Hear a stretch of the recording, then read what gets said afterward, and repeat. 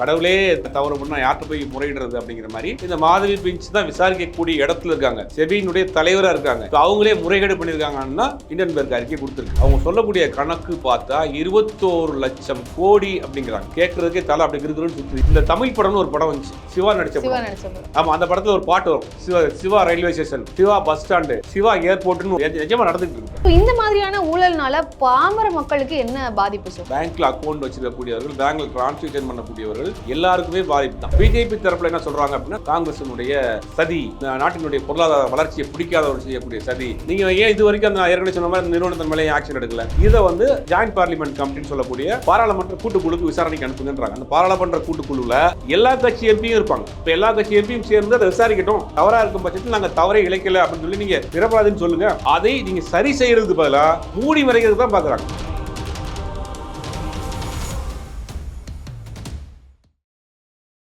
வகை தமிழ் நேயர்களுக்கு வணக்கம். நான் உங்கள் ஸ்வேதா. இன்று நம்ம நிகழ்ச்சியில நம்மோடு இணைந்திருக்கிறார் ஊடகவியலாளர் திரு சுபைர் அவர்கள். வணக்கம் சார்.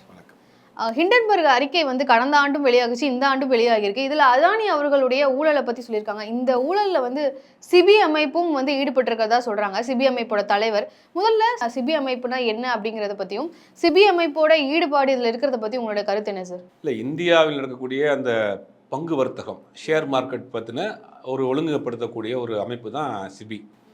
இதனுடைய தலைவராக இருக்கக்கூடியவங்க தான் இப்போ மாதவி பெஞ்ச் அப்படிங்கிற ஒரு லேடி இருக்கிறாங்க. இவங்க தான் இதில் பெருமளவு முறைகேடு செஞ்சுருக்கிறாங்க.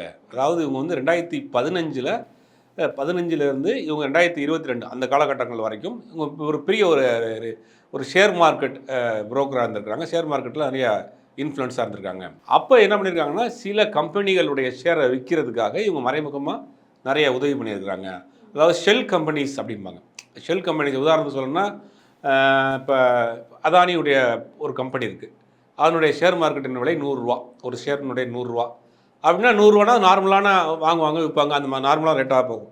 இப்போ இந்த அதானி நிறுவனமே என்ன செய்யுதுன்னா, பெர்முடா மற்றபடி இந்த மொரிஷியஸ் நாடுகளில் சில கம்பெனிஸ் ஆரம்பிப்பாங்க. இவங்களே ஒரு கம்பெனி ஆரம்பித்து அந்த கம்பெனியிலேருந்து திடீர்னு அந்த கம்பெனியில் இருக்கிறது ஒரு 1 லட்சம் ஷேரை வாங்குறது. மொரிஷியஸ்லேருந்து 1 லட்சம் ஷேர் வாங்குவாங்க, பெர்முடாவிலேருந்து 1 லட்சம் ஷேர் வாங்குறப்ப இந்த ஷேருடைய என்னென்னா வேல்யூ கூடும். அப்போ இதை பார்த்துட்டு காமனாக பார்க்குறேன்னா, நான் திடீர்னு இந்த ஒரு வெளிநாடு கம்பெனி இவ்வளோ ஷேர் வாங்கிட்டாங்க, அப்போ ஏதோ இந்த கம்பெனியில் நடக்க போகுது அப்படின்ட்டு காமனாக வாங்கக்கூடிய ஆட்கள்லாம் ஷேர் வாங்குவாங்க. அப்போ இந்த ஷேர் மார்க்கெட்டோடைய அவங்களுடைய ஷேர் வேல்யூ கூட்டிக்கிட்டே போனோன்னே என்ன பண்ணுவாங்கன்னா, இந்த வாங்கியிருக்க இவங்க வச்சுருக்காங்க இல்லையா, இதெல்லாம் அவங்களுக்கு விற்றுருவாங்க. 100 ரூபா இதை 1000 ரூபாய்க்கு விற்றுட்டு அந்த கம்பெனியை க்ளோஸ் பண்ணிடுவாங்க. இந்த மாதிரி வேலையே இந்த மாதவி பெஞ்சும் அவருடைய கணவரும் சேர்ந்து பண்ணிகிட்டு இருந்தாங்க. அதனால் கன்சியூமருக்கு, அதாவது ஷேர் மார்க்கெட் ட்ரேடிங் பண்ணக்கூடியவங்களுக்கு பல லட்சம் கோடி இழப்பு ஏற்பட்டிருக்கு. லட்சக்கணக்கான கோடி ரூபாய் இவங்க சம்பாதிச்சிருக்கிறாங்க. அப்படி ஹிண்டன்பெர்க் ரிசர்ச்சுங்கிற ஒரு அமைப்பு, இவங்களுடைய வேலை என்ன அப்படின்னா, இவங்க அமெரிக்காவை தலைமையிடமாக கொண்டு செயல்படக்கூடிய ஒரு அமைப்பு. உலகத்தில் இந்த மாதிரியான பங்கு வர்த்தகத்தில் நடக்கக்கூடிய நிதி முறையீடுகளை பற்றி ஒரு ரிசர்ச் பண்ணி அதை ஒரு அறிக்கையாக கொடுப்பாங்க.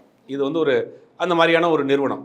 இந்த நிறுவனம் தான் 2023 போன வருஷமும் இதே அதானி நிறுவனத்தின் மீது ஒரு குற்றச்சாட்டை வச்சாங்க. அதானி நிறுவனங்கள் இந்த மாதிரியான போலியாக பங்கு வர்த்தகத்தை பூம் பண்ணுறதுக்காக இவங்களே சில கம்பெனிஸ் ஆரம்பித்து இந்த மாதிரியான வேலையை செஞ்சுட்டு இருக்காங்க. இப்போ அதே வேலையை தான் செய்கிறாங்க. இதில் என்ன கொடுமை அப்படின்னா, 2023 சித்ரா ராமகிருஷ்ணன்றவங்க தான் அதனுடைய தலைவராக இருந்தாங்க. அவங்க மேலே குற்றச்சாட்டு அவங்க பதவி நீக்கப்பட்டாங்க. அதற்கு பிறகு தான் இப்போ இருக்கக்கூடிய மாதவி பெஞ்சை போட்டிருக்காங்க. இப்போ ஏற்கனவே அதானி நிறுவனத்தோட பங்குகளில் முறைகேடு நடந்திருக்கு அப்படின்னு விசாரிக்கக்கூடிய அமைப்பு தான் அந்த செபி. அந்த செபியினுடைய தலைவராக இப்போ யார் இருக்காங்கன்னா, மாதவி பெஞ்ச் இருக்காங்க. அப்போ ஒரு ஊரில் பழமொழி சொல்லுவாங்களே, கோயில் கடவுளே தண்டனை தவறு பண்ணால் யார்கிட்ட போய் முறையிடுறது அப்படிங்கிற மாதிரி இந்த மாதவி பெஞ்ச் தான் விசாரிக்கக்கூடிய இடத்துல இருக்காங்க, செபியினுடைய தலைவராக இருக்காங்க. இப்போ அவங்களே முறைகேடு பண்ணியிருக்காங்கன்னா ஹிண்டன்பெர்க் அறிக்கை கொடுத்துருக்கு. சரி, இப்போ ஷேர் மார்க்கெட் இந்த ஊழலை பொறுத்த வரைக்கும் ஷேர் மார்க்கெட் ஏறுது இறங்குது, இந்த மாதிரியான ஊழல்கள்லாம் இதில் இருக்குது அப்படின்னு சொல்கிறீங்க. ஸோ இந்த மாதிரியான ஊழல்னால பாமர மக்களுக்கு என்ன பாதிப்பு சார்? நல்ல கேள்வி. இது என்னன்னா, நமக்கு என்ன இருக்குது, இது ஷேர் மார்க்கெட் வாங்கி வியாபாரம் பண்ணக்கூடிய ஆட்கள் ரொம்ப குறைவான ஒரு பெர்சன்டேஜ் தான். இப்போ நீங்கள் வியாபாரம் பண்ணக்கூடியவங்களாக இருக்கட்டும், வேலைக்கு போகக்கூடியவங்களாக இருக்கட்டும், மற்ற விஷயங்கள் பண்ணக்கூடியவங்களும் ஷேர் மார்க்கெட் ட்ரேடிங் அப்படின்னு பண்ணக்கூடிய ஆட்கள் ரொம்ப குறைவான ஆட்கள் தான்.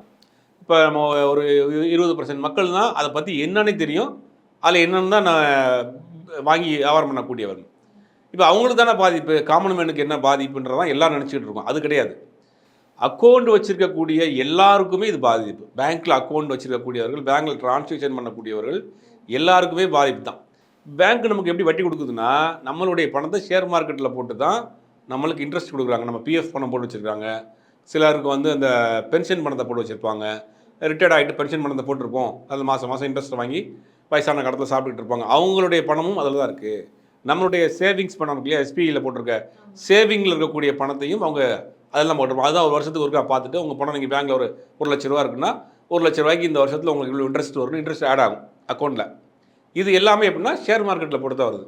அப்போ சாதாரண ஒரு எஸ்பி அக்கௌண்ட் வச்சு அதில் 10,000 ரூபா வச்சுருக்கிறவருக்கும் பாதிப்பு.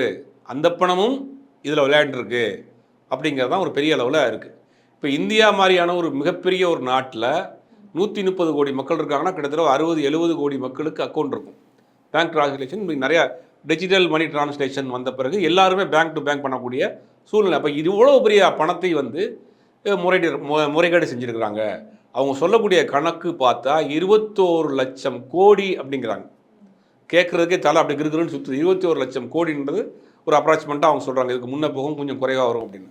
இவ்வளோ பெரிய முறைகேடுகள் நடந்திருக்குன்னா அப்போ இந்த மாதவி பெஞ்ச் ஏற்கனவே இந்த மாதிரியான வேலைகள் செஞ்சுட்டு இருக்காங்கிறத குற்றச்சாட்டு. இதைத்தான் ஹிண்டன்பர்க் ரிசர்ச் வச்சிருக்கு.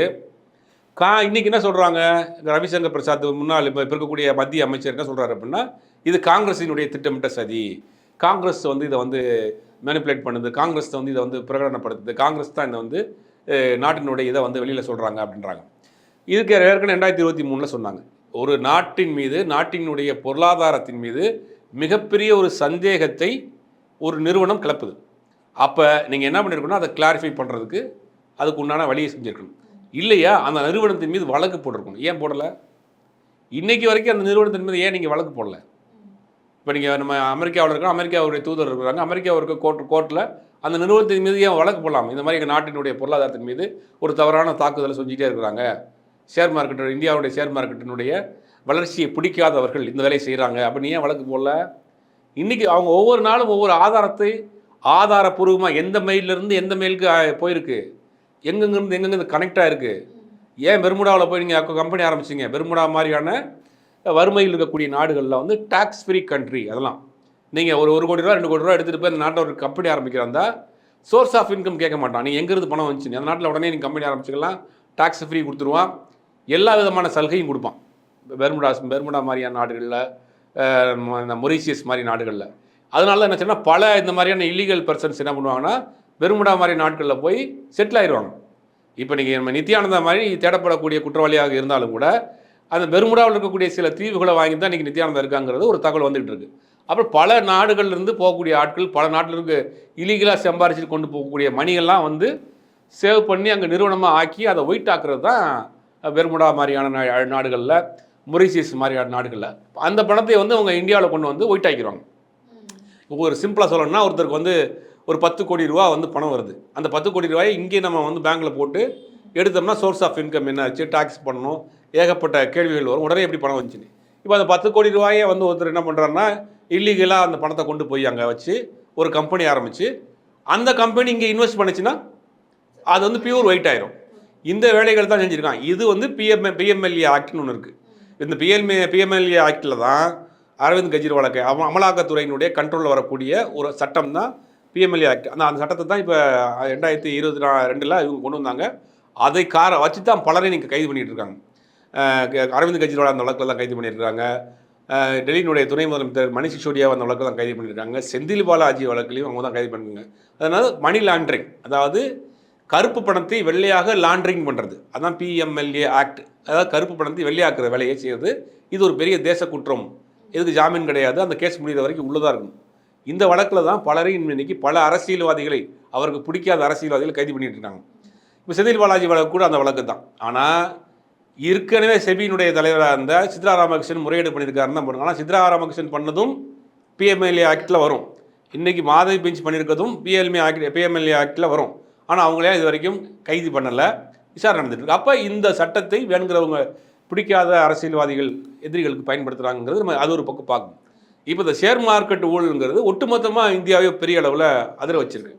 இப்போ அவங்க பிஜேபி தரப்பில் என்ன சொல்கிறாங்க அப்படின்னா, நாங்கள் வந்து தெளிவாக இருக்கிறோம், காங்கிரஸினுடைய இது வந்து ஒரு சதி, இந்த நாட்டினுடைய பொருளாதார வளர்ச்சியை பிடிக்காதவர் செய்யக்கூடிய சதி அது காங்கிரஸ் துணை போகுதுங்கிறார். நீங்கள் ஏன் இது வரைக்கும் அந்த ஏற்கனவே சொன்ன மாதிரி அந்த நிறுவனத்தின் மேலே ஆக்ஷன் எடுக்கலை? அமெரிக்கா நம்ம நட்புறவு நாடு தான், அங்கே தூதரகம் இருக்குது. நீங்கள் அந்த நாட்டில் உடனே சொல்லி அந்த நாட்டிலுடைய கோர்ட்டில் நீங்கள் வழக்கு போடலாம். ஏன் இது வரைக்கும் போடல? அவன் குற்றச்சாட்டு வச்சு 2 வருஷம் 1.5 வருஷம் ஆக போகுது, இது வரைக்கும் வைக்கல. இப்போ இந்த வழக்குலையுமே நீங்கள் இது வரைக்கும் இந்த ஆக்ஷனும் எடுக்கல சார். அதான் சார், இப்போ வந்து இந்த மாதிரி சிபிஐ அமைப்போட தலைவரே இந்த ஊழலில் ஈடுபட்டிருக்க பட்சத்தில் அரசு இந்த இவ்வளோ பெரிய ஊழலை எப்படி சரி செய்யும்? ஊழலை சரி செய்யலை, மூடி மறைக்கத்தானே பார்க்குறாங்க. ஏன்னா மாற்றிருக்கப்பட்டிருக்க பேர் அடிபடக்கூடிய பேர் அது அதானி. இன்னைக்கு அதானி துறைமுகம், அதானி ரயில்வே ஸ்டேஷன், இந்த தமிழ் படம்னு ஒரு படம் வந்துச்சு, சிவா நடிச்ச படம். ஆமாம், அந்த படத்தில் ஒரு பாட்டு வரும், Siva railway station, Siva bus stand, Siva ஏர்போர்ட்டுன்னு ஒரு காமெடியாக ஒரு வச்சிருக்கு. அது நிஜமாக நடந்துகிட்டு இருக்கு. அது நிஜமாக Adani railway station, Adani airport, Adani port, Adani power station, எல்லாமே அதானி அதானி அதானி. பல அதானி நிறுவனங்களுக்கு தாரை வார்த்திருக்கு. அதானிக்கு உங்களுக்கு என்ன ஒரு நினச்சிங்கன்னா, அதானியும் அவரும் ஒரே குஜராத் மாநிலத்தை சேர்ந்தவர்கள், அதனால் அந்த ஒரு பாசம் இருக்குது. இப்போ மாதவி பிஞ்சை நீங்கள் கை வச்சிங்கன்னா அதானியும் சேர்த்து உள்ளே வருவார். அப்போ அதை காப்பாற்றுறதுக்கு தான் வழி வைக்கிறாங்க. இந்த மாதிரி ஒரு குற்றச்சாட்டு வந்துருச்சா, சரி ஓகே, காங்கிரஸ் கட்சி சில கோரிக்கை வைக்கிறாங்க. நான் எம்எல்ஏ நீங்கள் குற்றச்சாட்டு வைக்கிறீங்கல்ல, இதை வந்து ஜாயின்ட் பார்லிமெண்ட் கமிட்டின்னு சொல்லக்கூடிய பாராளுமன்ற கூட்டுக்குழுக்கு விசாரணைக்கு அனுப்புங்கன்றாங்க. அந்த பாராளுமன்ற கூட்டுக்குழுவில் எல்லா கட்சி எம்பியும் இருப்பாங்க. இப்போ எல்லா கட்சி எம்பியும் சேர்ந்து அதை விசாரிக்கட்டும். தவறாக இருக்கும் பட்சத்தில் நாங்கள் தவறை இழைக்கலை அப்படின்னு சொல்லி நீங்கள் நிரபராதின்னு சொல்லுங்கள். ஒரு மிகப்பெரிய ஒரு குற்றச்சாட்டு வச்ச பிறகு அதை நீங்கள் சரி செய்கிறதுக்கு பதிலாக மூடி மறைக்கிறதுக்கு தான் பார்க்குறாங்க. சார் அதான் சார், இப்போ இவ்வளோ பெரிய குற்றச்சாட்டு, இவ்வளோ பெரிய ஊழலை மறைக்கிறதுக்காக தான் வந்து இடி வந்து ராகுல் காந்திக்கு சம்மன் அனுப்பியிருக்கு அப்படின்ற மாதிரியான விமர்சனம்லாம் இருக்குது. இதை எப்படி பார்க்குறீங்க? இல்லை, இந்த குற்றச்சாட்டு வர்றதுக்கு முன்னாடி ராகுல் காந்தி சொல்லிட்டார், எங்கள் இடியை வந்து நீ குறி வச்சிருச்சு, நான் அதுக்கு தயாராக இருக்கிறேன், டீ பிஸ்கட்டோட வாசப்படியே நிற்கிறேன், வந்து தாராளமாக வந்து நீங்கள் விசாரணை பண்ணுங்கன்ட்டார். அப்படிங்கும் போது இப்போ எதிர்கட்சிகளை முடக்கக்கூடிய வகையை செய்வாங்க, அந்த மாதிரி தான் வேலை செய்வாங்க. இப்போ இந்த ஒரு பெரிய ஒரு குற்றச்சாட்டு வந்துருக்குன்னா அந்த குற்றச்சாட்டை நீங்கள் வந்து கிளாரிஃபை பண்ணணும், அதை வந்து சந்தேகத்தை போக்கணும். 1 ரூபா 2 ரூபா குற்றச்சாட்டு, லட்சக்கணக்கான கோடி ரூபாய் குற்றச்சாட்டுகளை ஒரு வெளிநாட்டு நிறுவனம் வைக்கிது அப்படின்னா நீங்கள் அந்த வெளிநாட்டு நிறுவனத்தின் மீது ஆக்ஷன் எடுக்கணும்.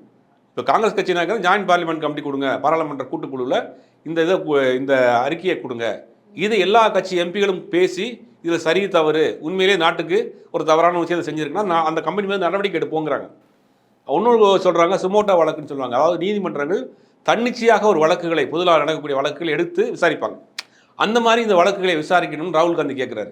இப்போ ராகுல் காந்தி இந்த விஷயத்தை நெருக்கடியாக கையில் எடுத்து காங்கிரஸ் கட்சியாக இருக்கட்டும், சீதாராம் யெச்சூரியாக இருக்கட்டும் போன்ற அரசியல் தலைவர்கள் அதை பேச ஆரம்பித்தோடனே இவங்களுக்கு என்ன செய்யறதுன்னு தெரியாமல் இது காங்கிரஸ் செய்யுது அப்படின்னு ஒரு குற்றச்சாட்டை வைக்கிறாங்க. அது எப்படி சார் காங்கிரஸ் செய்யுதுங்கிறத குற்றச்சாட்டை அப்படி காங்கிரஸ் மேலே மொத்தமாக திணிக்கிறாங்களே, அது எப்படின்னு கேட்குறேன். அது எப்படி அப்படி அசால்ட்டாக அப்படி சொல்ல முடியும்? அது எப்படி? அவங்களுக்கு வந்து எந்த லாஜிக்குமே கிடையாது. நீங்கள் சம்மந்தமே இல்லாமல் ஒருத்தர் மேலே அபாண்டமாக வழக்கு போடுவாங்க, சம்மந்தமே இல்லாமல் ஒருத்தர் மேலே வந்து ஒரு குற்றச்சாட்டை வைப்பாங்க. காங்கிரஸ் கட்சி ஆட்சியிலே இல்லை 10 வருஷமாக. காங்கிரஸ் கட்சி செஞ்சு தான் ஒரு சரி அப்படியே ஒரு வார்த்தைக்கு வச்சுக்கிறோம், காங்கிரஸ் கட்சி உங்களை பழி வாங்குறதுக்காக ஒரு அரசியல் பழி வாங்கல் நோக்கத்தோடு செய்யுது அப்படின்னா அதை கிளாரிஃபை பண்ணுறது யாருடைய பொறுப்பு? நீங்கள் ஆளும் கட்சி 10 வருஷமாக ஆட்சி, 3வது முறை ஆட்சிக்கு வந்துருக்கீங்க, ஆட்சி அதிகாரம் உங்கள்கிட்ட இருக்குது, இப்போ இல்லைன்னு சொல்லி அதை ப்ரூஃப் பண்ணணுமா இல்லையா? ஏற்கனவே இருந்த ஒரு செபியினுடைய தலைவருக்கு மேலே உச்சநீதிமன்றத்தை வழக்கு நடந்து அதில் இல்லைன்னு ப்ரூஃப் ஆயிடுச்சு. இப்போ 2வது ஒரு முறையாகவும் இதே மாதிரியான ஒரு விஷயம் வர்றப்ப நீங்கள் தானே அதை கிளியர் பண்ணணும். இப்போ நீங்கள் ஏன் ஜாயின்ட் பார்லிமெண்ட் கமிட்டிக்கு அதை அனுப்புறதுக்கு நீங்கள் யோசிக்கிறீங்க? இப்போ ஜாயின்ட் பார்லிமெண்ட் கமிட்டி கேட்குறாங்க, அதில் எல்லா கட்சி எம்பி தானே இருக்க போகிறாங்க, மேஜராக உங்கள் கட்சி எம்பி இருக்க போகிறாங்களே. அப்போ அதை கிளாரிஃபை பண்ணிட்டாங்கன்னா இங்கே அடுத்து இதை பற்றி பேசவே மாட்டாங்களே. ஏன் அதை மறைக்கணும்? ஏன் அது காங்கிரஸ் மேல் பழி போடணும்? சார் இப்போ 2023 இப்படி ஒரு இந்த மாதிரியான ஊழல்கள் பற்றி சொல்லியும் இப்போ 2024 வந்திருக்க பட்சத்தில் இங்கே இதுக்கான சொல்யூஷன் வரும்னு எதிர்பார்க்கலாமா? இல்லை, சொல்யூஷன் எப்படி வரும்? இது வந்து இப்போ நேரடியாக கை காட்டுற இடம் வந்து உங்கள் முதலாளியோட இடமா இருக்குது. அப்படி எப்படி நீங்கள் அதை செய்வாங்க? அப்போ இதை வந்து டைவெர்ட் பண்ணுறதுக்கு தான் பார்ப்பாங்க. இந்த வழக்கை வந்து டைவெர்ட் பண்ணுறதுக்கு, வேறு விஷயங்களை மக்களை வந்து திசை திருப்புறதுக்கு இது கொண்டு போக தான் வருவாங்க. இது வந்து ஒரு பொருளாதார ரீதியாக ஒரு பெரிய ஒரு அடிதான்னு சொல்லணும். ஆனால் வந்து இங்கே அவங்க சொல்கிறாங்க இல்லை அப்படின்னு. இல்லைன்னா நீங்கள் எப்படி ப்ரூவ் பண்ணுறீங்க? ஒரே வாரத்தில் காங்கிரஸ் தான் காரணம்னு சொல்லிட்டு போகலாம். ஒரு மிகப்பெரிய ஒரு குற்றச்சாட்டை ஒருத்தர் மேலே வச்சுருக்காங்கன்னா அது இல்லைன்னு நீங்கள் ப்ரூவ் பண்ணணுமா இல்லையா? உடனே வந்து செபியினுடைய தலைவர் ரிசைன் பண்ணுங்கள், நீங்கள் வந்து வழக்கு போடுங்க, அந்த நிறுவனத்தின் மீது வழக்கு போடுங்க, செபியினுடைய தலைவர் ரிசைன் பண்ணுங்கள், ஜாயின்ட் பார்லிமெண்ட் கமிட்டிக்கு அனுப்புங்க, இதெல்லாம் கிளியர் பண்ணிட்டு நாங்கள் இல்லை, நாங்கள் வந்து குற்றமற்றவர்கள், இது வந்து தேவையில்லாத ஒரு விஷயத்தை பண்ணியிருக்காங்க, அது யார் பண்ணியிருக்காங்க அவங்க மேலே நடவடிக்கை எடுங்க. அதை விட்டு ஒட்டுமொத்தமாக வந்து நீங்கள் வந்து மூடி மறைக்கிற மாதிரி காங்கிரஸ் மேலே ஒரு குற்றச்சாட்டை வச்சுக்கிட்டா காங்கிரஸை செஞ்சாலும் காங்கிரஸ் மேலே ஆக்ஷன் எடுங்கன்றேன். காங்கிரஸ் மேலே சொல்கிறீங்கல்ல, காங்கிரஸ் எப்படி செஞ்சிருக்குன்னு சொல்லி நீ கண்டுபிடிங்க. ஆட்சி அதிகாரம் தான் உங்கள்கிட்ட இருக்குல்ல, கண்டுபிடிச்சி காங்கிரஸ் மேலே வழக்கு போடுங்க. அப்போ இதுக்கு பின்னாடி யாருக்குன்னு கண்டுபிடிங்க. தொடர்ந்து இந்த மாதிரியான சர்ச்சை வந்துகிட்டே இருக்குல்ல, அதை கிளாரிஃபை பண்ணக்கூடிய இடத்துல அவங்க இல்லை. அதை வந்து மூடி மறைக்கிற வேலையை தான் செஞ்சுக்கிட்டு இருக்காங்க. இது பாதிக்கப்பட போகிறது என்னென்னா, சாமானிய மக்கள் பேங்க்கில் போட்டு வச்சிருக்க பணம் தான் ஷேர் மார்க்கெட்டில் போகிறீங்க, அவங்க தான் பாதிக்கப்பட போகிறாங்க. ஓகே சார், ஹிண்டன்பர்க் அறிக்கை குறித்து உங்களுடைய கருத்துக்களை எங்ககிட்ட பகிர்ந்துகிட்டதுக்கு ரொம்ப நன்றி.